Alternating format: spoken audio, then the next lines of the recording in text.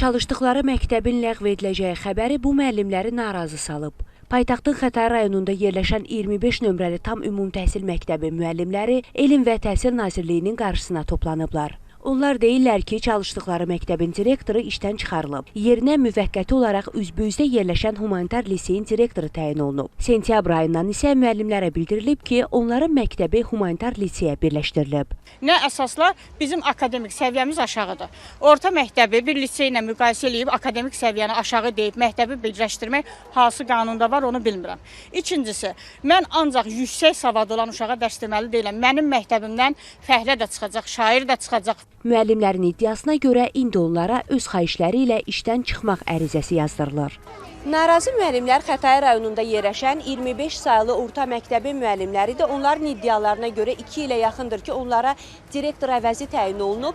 İndi isə müəllimlər həmin bu məktəbin müəllimləri dəvət olunaraq öz ərizələri ilə işdən ayrılmaları ilə bağlı məktub yazdırılır. İşdən çıxarılma ərizəsi yazan müəllimlərə humanitar liseydə yeni işlə təmin olunacaqları vəd verilib. Amma onlar bununla bağlı tərəddüddədirlər.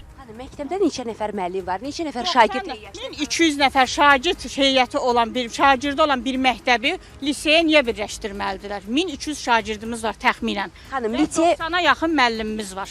Liseyə birləşdirilərkən məktəbi müəllimləri işdən çıxarılır. Bəli, işdən çıxardır deyəndə ki, məlumat verilməyib də ya. Bu da mənim işdən və deyir ki, buna qol çəkin. Dünən təzyiq altında bir neçə müəllimə buna qol çəkdiriblər. Yoxsa maaş verilmir, şantaj ilə bunu eləyirlər. Dünən ərizəni mənə göstərdilər. Bura yazmalısınız işdən çıxmaq barədə və yenidən sonra humanitar liseyə qəbul olmaq barədə. Siz əvvəl bu məktəbdən öz ərizənizlə işdən çıxacaqsınız, sonra humanitar liseyə qəbul. Güya, bəli, amma əmr yoxdur.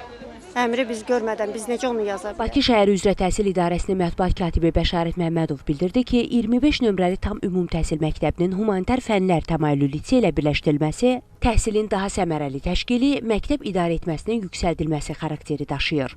Birləşdirilmə zamanı təhsil alanların və təhsil verənlərin mənafeyinin qorunması diqqət mərkəzində saxlanılan əsas amillərdəndir.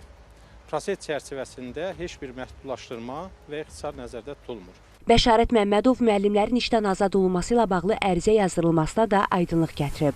Bir qurumda, müəssisədə struktur dəyişikliyi baş verirsə, orada ərizənin yazılması və yeni əmrin verilməsi bu tam qanuna uyğun bir prosesdir və bu prosesdə müəllimlər də təhsil idarə etmə qurumlarına arxayın olaraq güvənə bilərlər. Müəllimlər məsələnin araşdırılmasını və ədalətli şəkildə tədbir görülməsini istəyirlər.